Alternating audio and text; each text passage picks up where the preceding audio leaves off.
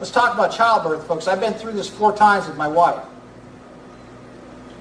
What happens when that child comes out? What's the first thing they do? No, they clamp the umbilical cord. Yeah. Now, the baby is born connected to a placenta, which filters all the poison, all the crap you ate you shouldn't have ate, all the drugs you probably shouldn't have taken, some of them processed. But it's also the baby's blood supply. And when the oxygen levels become, the source comes from the air instead of the water, the baby's getting oxygen through that umbilical cord until the lung changeover begins when that baby's born. And the whole time that thing's pulsating. And it's an amazing sight to watch that thing pump. It's beautiful. And it's this bluish, really neat color. It reminds me, the only other place I've seen the color of that umbilical cord is on the bottom of a lizard. I don't know why. Maybe it's all related. But they clamp that cord immediately. And that stops about 30 to 40% of the blood from going into that child that it should have had at birth. So, of course, all this medical mafia moronic behavior creates all kinds of business model improvement for these people, because now they've got oxygen deprivation. Now we've got jaundice. Now we've got compromised immune function. Now we have anemia. Now we have all these great things that make people keep coming back for more nonsense at these doctors' offices. Ladies and gentlemen, the umbilical cord clamping is the pruning of the mental faculties of your child. That's a fact. 20 to 30 points off the IQ guaranteed. Did you ever wonder why you can't pronounce most of the doctors' last names in the directories? Because they weren't born in this country, and their children were not subjected to these barbaric birth practices. That's a fact.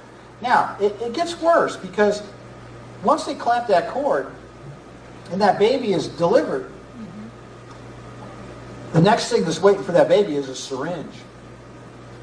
And it's got a blood thickening agent in it, a vitamin K shot.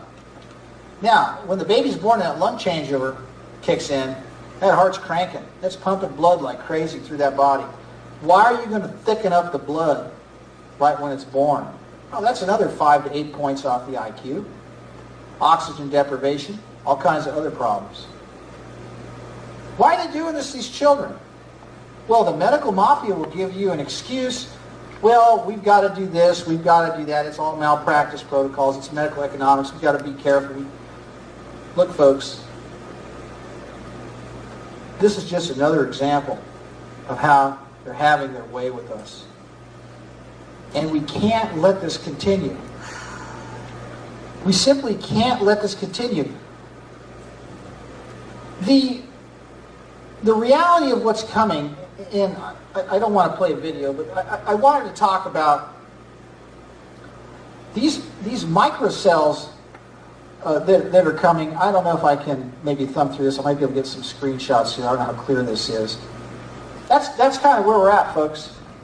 Cameras everywhere, chemtrails everywhere, Wi-Fi everywhere, cell towers everywhere. Autism rates are going into orbit. And now, instead of doing something about prevention, now we're dealing with management. And now we've got adult daycare centers all over the place. I cannot believe what the landscape is transforming into economically. You know, obviously we've been deindustrialized, we're now becoming a service economy, but they've really got us on a plantation, folks. And it's all avoidable. Now, I don't know if I can pull this one up real quick. We had a hepatitis outbreak in San Diego. Let me see if I can find this.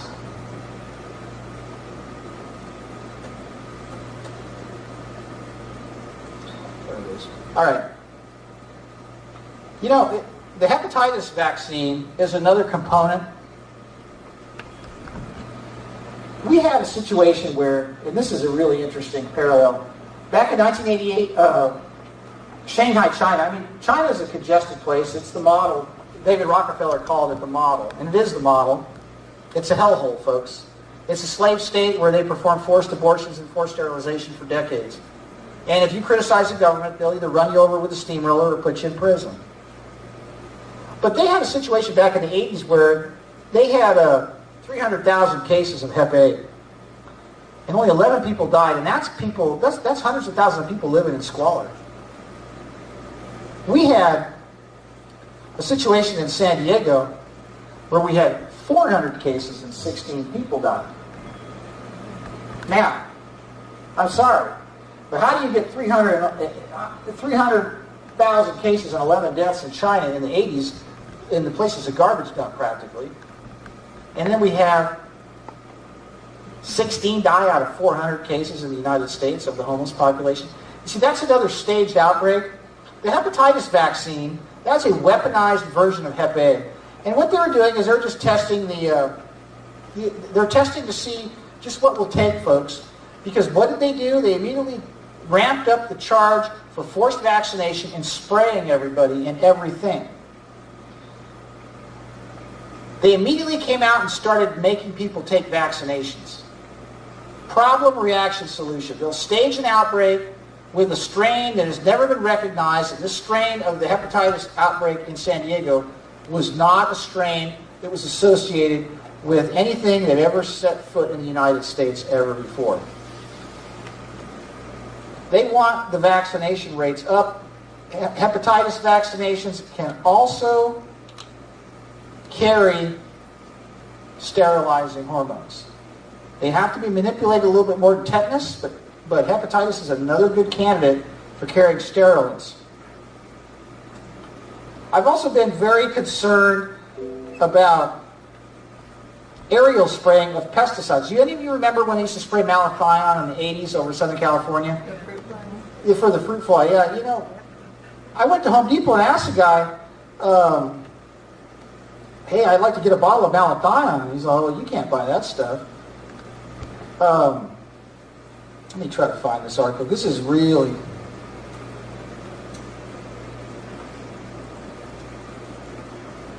Malathion is banned. Can't buy it anymore. Can't get it anymore because it's a carcinogen. It gave people cancer and they were spraying it all over us. And we couldn't say no. They're microwaving us right now. We can't say no. They're injecting our children right now. We can't say no. They're putting fluoride and bromine and all kinds of halide compounds in our water. We can't say no. The Vector Control Board is a county entity that is in charge of dealing with rats and mice and mosquitoes. And there was a period of time where there was a West Nile outbreak. I'm sure all of you heard about this in the news, where there were people dying from it. Well, that's because they're old and they're on steroids and they've got compromised immune systems and they die. That's just what happens to people in poor health. They were putting out traps everywhere to see if they could find mosquitoes. And lo and behold, they were finding these West Nile mosquitoes in some of these traps. But it wasn't enough to get the public to accept the aerial spraying of these untested pesticides. So they backed off. A couple weeks later, after we attended several rounds of meetings, there was a report that they had found St. Louis encephalitis in some of these traps.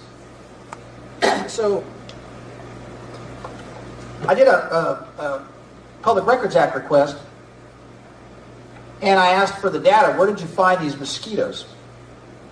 Where were the traps located that found evidence of positive testing for St. Louis encephalitis? And St. Louis encephalitis is a nasty disease. It's worse than West Nile. Well, they told me that the place where they found the infected mosquitoes in the traps was on Vector Control's property. That's a fact, ladies and gentlemen. They were staging an attack, just like the measles outbreak was staged at Disneyland. I got mad as hell at that meeting. And I got a side of me, when it comes time to rock and roll, I rock and roll. I'm not going to be somebody's doormat. When these people are engaged in this kind of criminal behavior over and over again, and nobody wants to listen, at what point do you really say enough is enough? I mean, really.